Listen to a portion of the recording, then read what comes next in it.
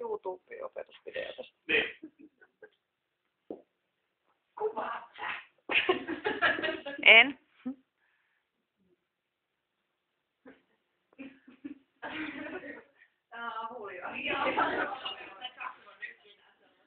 No. Periaatteessa ihan oikein. Ei sillä ole mitään väliä, että miten se tapahtuu, vaan kunhan se saadaan kylille. Mennään selälleen uudestaan.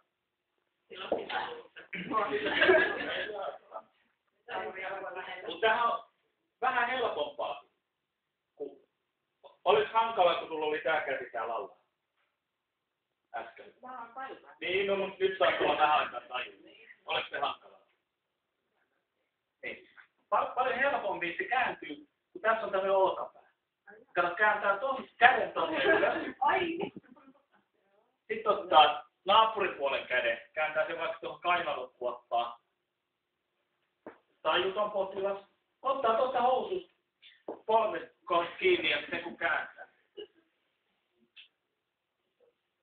Ja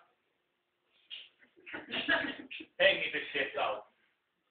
Mutta se mikä takia tää, mikä on niinku hyvä tässä, nyt saa että kun käännetään toi polvi